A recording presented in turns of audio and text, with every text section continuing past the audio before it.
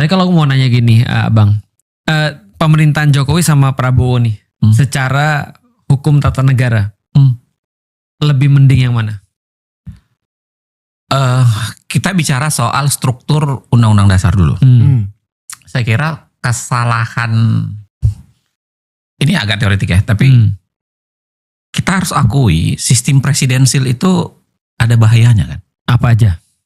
Itu ditulis misalnya the perils of presidentialism. Jadi presidensial itu bahayanya adalah godaan otoriternya tinggi. Karena dia mengendalikan hampir semua. Persis. Jadi misalnya waktu di Amerika Hamilton bikin ide soal presidensialisme itu kan dia bilang begini. Ini kan kayak raja nih.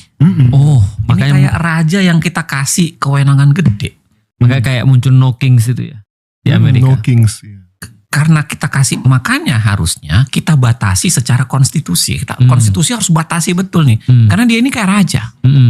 Nah di kita, konstitusi kita tidak membatasi banyak presiden itu. Sampai sekarang? Nggak dikasih pembatasan hak untuk dia misalnya kayak... Nggak banyak. Nggak banyak. Saya kasih contoh misalnya begini. Di negara-negara dengan sistem presidensil, itu biasanya mereka bikin istilah, model konsep yang disebut dengan lame duck. Bebek pincang. Ya. Jadi artinya begini, bebek pincang itu artinya sesaat sebelum pemilu, seorang presiden itu sudah harus dipincangkan. Kenapa? Karena dia bisa gunakan kekuasaannya untuk re-elected. AKA Mr. J. Gitu lah. Jadi dia harus dipincangkan. Kalaupun dia tidak mau tanding lagi untuk terpilih ulang, dia kan bisa mendorong orang tertentu dan dia akan mati-matian untuk itu. Seperti kasus AKA tadi itu. Kan anaknya gitu. Bukan sekedar itu juga. Bahkan presiden yang mau berhenti, ada istilah saya akan pulang ke Solo dengan itu kan presiden. Kan itu bukan berhenti masalahnya. Ini ada istilah dalam hukum dalam ilmu politik itu Cinderella action. Jadi Cinderella action. Cinderella itu kan sebelum dia berubah menjadi orang biasa jam 12 dia harus buru-buru kan. Lari-lari.